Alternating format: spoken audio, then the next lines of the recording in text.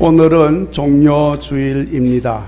우리 예수님께서 왕의 권세를 가지고 예루살렘 성에 들어오신 날입니다.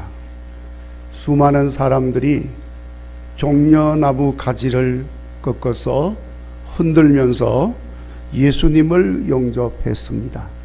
종려나무 가지를 꺾어서 흔들면서 영접한다는 말은 왕으로 들어오시는 분에게 예절을 갖춘 것입니다.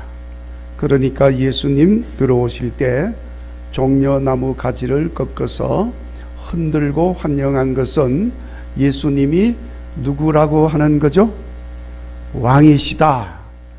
그래서 이 사람들이 소리를 지릅니다. 호산나. 호산나는 우리를 구원하소서라는 뜻입니다. 근데 그 앞에 다윗의 자손이여 우리를 구원하소서. 다윗의 자손이라는 말은 왕의 자손으로 오신 분임을 말하는 거죠. 그것도 구약의 예언에 다윗의 뿌리에서 구세주가 오실 것이다 하셨으니 예수님은 구세주라는 것을 말하는 것입니다. 그래서 다윗의 자손이여 우리를 구원하소서 하면서 찬양하며 왕으로 오신 예수님을 환영하였습니다.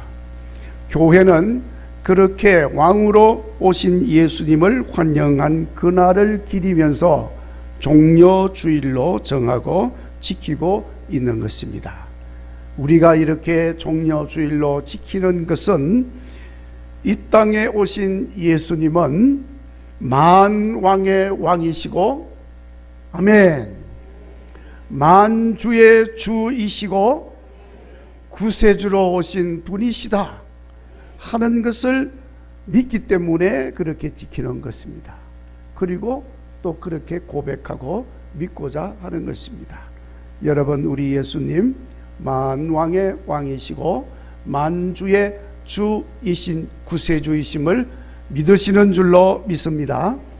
자, 그런데 여러분, 이렇게 왕으로 환영을 받으면서 예루살렘에 들어오신 예수님은 이제 내일부터 십자가를 지고 골고다 언덕을 향해 걸어가시는 고난의 주간을 이제 지나게 됩니다.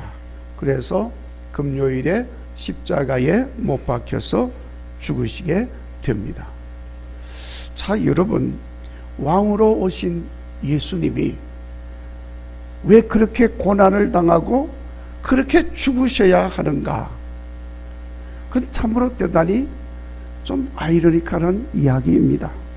그렇지만은 오늘 이 일을 통해서 왕으로 오신 예수님이 세상의 권세자들, 그것이 정치 권세든지 종교적인 권세든지 마귀의 권세든지 그 권세에 의해서 고난을 당하신다는 것을 말씀을 하시고, 그러면서 십자가에서 죽으셨지만은 부활하셔서 사망 권세, 마귀 권세, 세상 권세 다 물리치고 승리하셨다는 사실을 보여주시고자 하심인 것입니다. 그렇게 하심으로 참된 승리는 힘으로 군림하고 다른 사람을 짓밟고 죽이는 데 있는 것이 아니고 낮아져서 섬기며 자신은 죽을지라도 다른 사람을 살리는데 참된 승리가 있다는 것을 분명하게 보여주신 것입니다.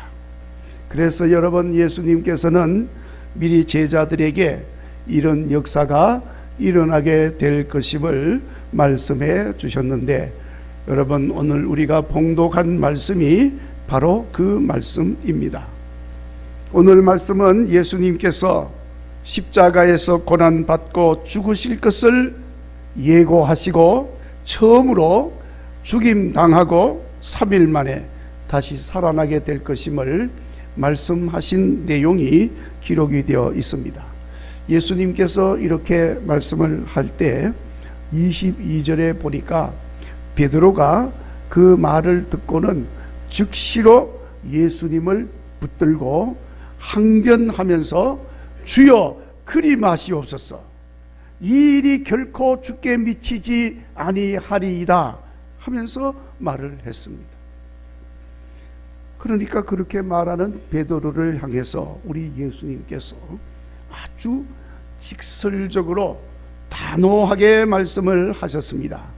23절에 뭐라고 말씀했습니까? 사탄아 내 뒤로 물러가라. 너는 나를 넘어지게 하는 자로다. 네가 하나님의 일을 생각하지 않고 사람의 일을 생각하는도다 하고 말씀을 하셨습니다. 평상시에 예수님께서 그렇게 말씀하시는 분이 아닌데 또 베드로가 그렇게 말하는 의도도 모르시는 분이 아니실 텐데 아주 단호하게, 그것도 아주 직설적으로 사랑하는 제자에게 사탄이라고 불렀어요. 자, 여러분, 베드로는 인간적인 도리로 말을 한 것입니다. 그렇지 않습니까? 또 실제로 베드로가 예수님과 3년 동안 동거동락하면서 그렇게 같이 했던 정이 있는데, 예수님께서 선생님이 고난을 당하고 그것도 십자가에서 죽으신다는 말씀을 하시는데, 아이고 저 잘하셨습니다, 그렇게 하세요, 이런 사람이 어디 있겠어요? 또 그래서도 안 되잖아요. 그러니까 무슨 연유인지는 잘 모르지만은 선생님이 고난받고 죽는다고 하니까 말리지 않을 수가 없는 거지요. 선생님, 우리가 뭘 잘못했는지는 모르지만은 앞으로 더 잘해서 편안하게 모시겠습니다. 그런 마음이 당연히 제자로서 있는 거죠. 인간적인 정리로도 당연히 그렇게 말을 해야 옳은 것입니다. 자, 그런데 여러분, 오늘 예수님께서 그러한 생각들, 그럴듯하지만은 모두가 다 하나님의 뜻과 계획을 알지 못하고 인간적인 생각에서만 한 생각이고 말이라고 하는 것임을 말씀을 하십니다. 자, 여러분 아시다시피 예수님을 통해서 행하시고자 하는 하나님의 뜻이 무엇입니까? 그것은 십자가의 고난과 죽음을 통해서 인간의 죄를 사하고 죄로 인하여 죽고 사망의 고통 속에 갇혀 사는 인간들을 구원하여 내는 것이 예수님 십자가 고난과 죽음을 통한 하나님의 뜻인 것입니다. 그런데 그런 놀라운 하나님의 구원의 계획과 뜻을 실천하고자 하는데 베드로는 그걸 모르고 인간적인 생각으로 그렇게 하면 안 됩니다 하고 만류하니 베드로는 자기 자신도 모르는 가운데 그만 하나님의 뜻을 가로막고 하나님 하고자 하는 일을 방해하는 마귀의 행동을 한 것입니다. 자, 여러분, 우리가 잘 분별하고 또 판단하고 행동해야 합니다. 우리는 주님 앞에서 사람의 일을 생각하지 말고 마땅히 하나님의 뜻을 이루어드리는 생각과 행동으로 우리 주님 앞에 칭찬받는 믿음의 사람들이 되도록 기도해야 할 줄로 믿습니다. 자, 그런데 이렇게 하나님의 일을 생각하는 믿음의 사람이 되기 위해서 어떻게 해야 합니까? 여러분, 오늘 말씀에서 우리 예수님께서 말씀을 하셨는데 오늘 이 말씀의 목적이 여기에 있는 것입니다. 여러분, 이 말씀에서 우리에게 하시고자 하는 것이 24절에 나와 있습니다. 누구든지 나를 따라오려거든 자기를 부인하고 어떻게 하라고 그랬습니까? 자기 십자가를 지고 나를 따를 것이니라. 사람의 일을 생각하지 말고 하나님의 일을 생각하는 믿음의 사람이 되기 위해서 어떻게 하라는 거죠? 자기 십자가를 지고 나를 따를 것이다. 자, 여러분, 이것은 바로 하나님의 일을 생각하며 주님을 따라가는 제자의 삶을 사는 길인 것입니다. 그러니까 십자가를 지고 따라가야 되는데, 십자가를 지고 간다는 게 뭡니까? 우리가 십자가를 지고 간다는 것에 대해서는 여러 가지를 이야기를 합니다. 그런데 제가 세 가지 말씀을 드리겠습니다. 우선 첫째 하나는, 십자가를 진다는 것은 남의 죄를 대신 지고 그 죄를 없이 하는 용서의 삶을 사는 걸 말하는 것입니다. 아시다시피 여러분, 십자가는 흉악한 죄수가 지는 사형틀입니다. 그렇지만 예수님께서 지신 십자가는 대속의 십자가였습니다. 대속이 무엇입니까? 죄를 대신하여 사해주는 십자가라는 것입니다. 사람들의 죄를 사하고 그 죄를 용서하신 희생의 십자가였던 것입니다. 그러니까 여러분, 용서라고 하는 것은 피해를 입은 사람이 하는 거예요. 피해를 준 사람이 하는 게 아닙니다. 피해를 입은 사람이 용서를 하는 것입니다. 예수님 십자가에서 주여 저들의 죄를 다 용서하여 주옵소서 이렇게 빌었던 것처럼 그게 용서인 것입니다. 그래서 용서하는 것이 여러분 십자가 지는 것이라는 것입니다. 그러니까 우리가 십자가를 지고 간다고 하면 예수님께서 그렇게 하신 것처럼 십자가를 통해서 나타나는 죄사함, 곧 용서의 삶을 사는 거예요. 여러분, 우리가 예수님을 믿는 믿음의 사람이라고 하면서 용서하지 못한 것이 있다면, 용서의 삶을 살지 못한다면 그건 여러분 십자가 지는 삶이 아닙니다. 용서하시기를 바랍니다.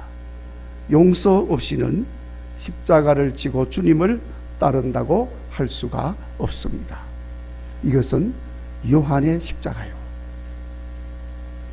그리고 십자가를 지고 사는 것은 사랑을 실천하는 삶을 사는 것을 말합니다. 왜냐하면 예수님 지신 십자가는 바로 하나님의 사랑이 구체적으로 나타난 현장이기 때문에 그런 것입니다. 그러니까 십자가를 지고 가는 성도의 삶에는 무조건 사랑의 삶이 나타나야 하는 거예요. 아무리 내가 무거운 십자가를 지고 간다 할지라도 사랑의 삶이 나타나지 않는다면 그건 십자가 지고 가는 게 아니에요. 그래서 폼만 십자가 지고 가는 것처럼 보여도 그건 십자가 지는 삶이 아닌 것입니다. 사랑의 삶이 우리 믿음의 길에 나타날 때 십자가 지고 가는 거예요. 십자가 지고 가는 것은 화목하게 하는 삶을 사는 것입니다. 주님의 십자가는 우리들로 하여금 하나님과 화목하게 하고 우리 주변의 이웃과도 화목하게 하는 십자가였습니다. 그러므로 우리가 십자가를 지고 간다면은 반드시 화목하게 하는 삶을 살아야 되는 거예요. 그렇지만 우리가 십자가 지고 산다고 하면서도 내 삶에서 화목하게 하는 삶이 없다면, 항상 불화가 있다면은 그건 십자가 지고 가는 성도의 삶이 아닌 것입니다. 착각하면 안 됩니다. 그러니까 여러분, 오늘 주님 말씀하신 것처럼 십자가 지고 가는 성도는 용서하고 사랑하고 화목하게 하는 희생의 삶을 사는 것이라는 걸 기억하시고, 그렇게 사셔서 하나님의 일을 생각하고 주님의 말씀과 뜻을 이루어드리는 참된 제자가 되시기를 간절히 바랍니다.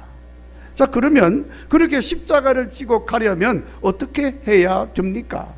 오늘 예수님 말씀하신 것을 보면 자기를 부인하라 그랬어요. 자기를 부인한다는 말은 부정하고 포기하는 것을 의미하는 것입니다.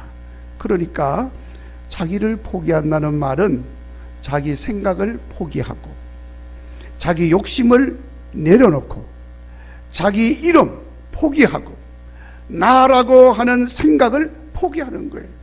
그래서 여러분, 우리가 자기를 부인하고 십자가를 지고 따라가는 성도의 삶에는 나는 있을 수가 없어. 나는 없고 오직 내 안에 계시는 예수님만 있는 것입니다. 그래서 예수님의 다스림을 받고 성령님의 인도하심을 받습니다. 옛사람의 모든 것은 다 내려놓았습니다. 그래서 여러분, 사도 바울은 날마다 자기를 죽인다고 고백을 했습니다.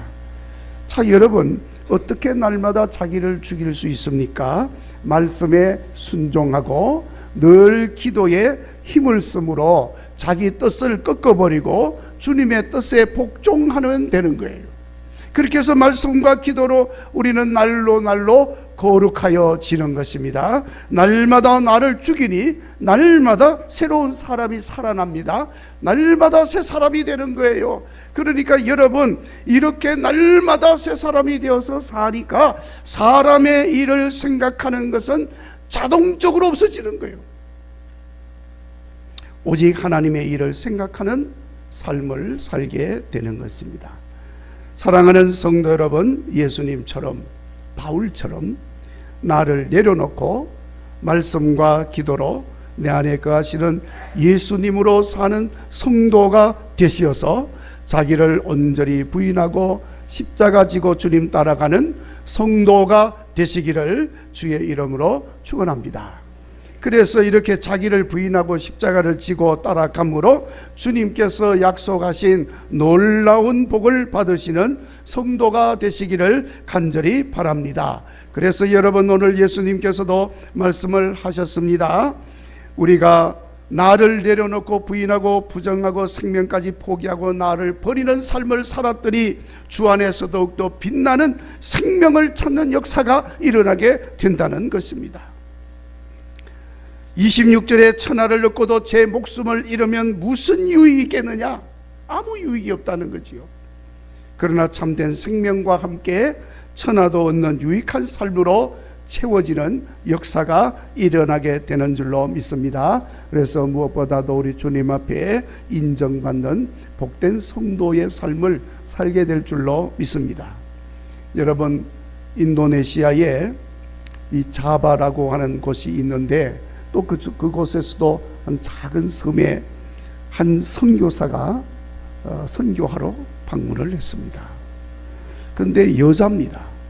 여자 선교사가 그곳에 가서 외딴 섬에서 복음을 증거를 하는데, 여러분, 이렇게 생전에 아는 사람도 없고 환경도 익숙하지 못한데 가서 선교를 한다고 하고 있으니 얼마나 힘들겠습니까?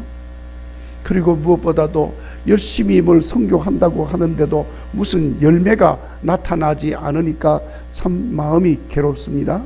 그러다 보니까 어느새 자기 자신도 모르는 가운데 시간이 지나가면서 점점 낙심되는 마음이 많이 생기고, 그러니까 고향 생각이 자꾸 나는 거예요. 그러다 보니까 고향 생각에 젖어가 그만 향수병에 걸렸습니다. 얼마나 괴롭겠습니까?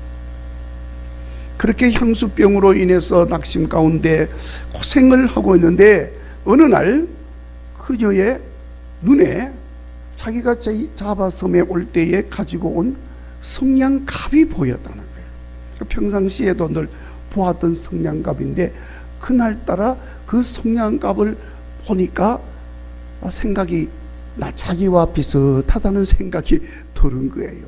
그래서 그 성냥갑을 보고 성냥갑아 너는 도대체 무엇을 하려고 여기 먼 이국 땅까지 왔노? 그러면서 쭝얼쭝얼 하는데 영어로 한 겁니다. 제가 한국말로 번역해서 지금 이렇게 말한 거예요. 그렇게 쭝얼쭝얼 한 거예요. 자, 그러니까 성냥갑이 대답을 하더라는 거예요. 나는 불을 켜기 위해 고향을 떠나 여기까지 왔습니다. 그러나 나의 임무가 끝나면 나는 곧 꺼지고 버려지고 말지요. 그렇지만 그것으로 내 임무는 완성한 것입니다. 그런 음성이 들려온 거예요. 그러니까 그 음성을 듣고 이 선교사가 큰 깨달음을 얻게 되었다는 것입니다. 그래서 그 자리에서 무릎을 꿇고 하나님께 기도했습니다. 하나님, 저도 이곳에서 성냥불처럼 복음의 빛을 전하게 하여 주옵소서. 누가 알아주지 않는다 할지라도 이 일을 위해서 겸손하게 말없이 복음의 빛을 발하고 조용히 사라지게 하여 주옵소서. 그렇게 기도를 하니까 갑자기 그 마음에 힘이 생겨나고 용기가 생겨났다는 것입니다. 그래서 그 힘으로 끝까지 선교의 사명을 잘 감당하고 영광스럽게 주님의 품에 안겼다고 합니다. 인도네시아에서는 지금도 많은 사람들이 그 선교사의 믿음을 본받아서 십자가의 삶을 살면서 복음의 빛을 밝히고 있다고 합니다. 사랑하는 성도 여러분, 결론적인 말씀입니다. 이렇게 자기 십자가 지고 주님 따라갈 때 결국에는 우리가 인간의 일을 생각하며 살던 삶은 사라지고 오직 하나님의 일을 생각하며 살아서 하나님의 뜻을 이루어 하나님 영광 드러내고 하나님 놀라운 계획을 성취시키는데 귀하게 쓰임을 받는 도구가 될 줄로 믿습니다.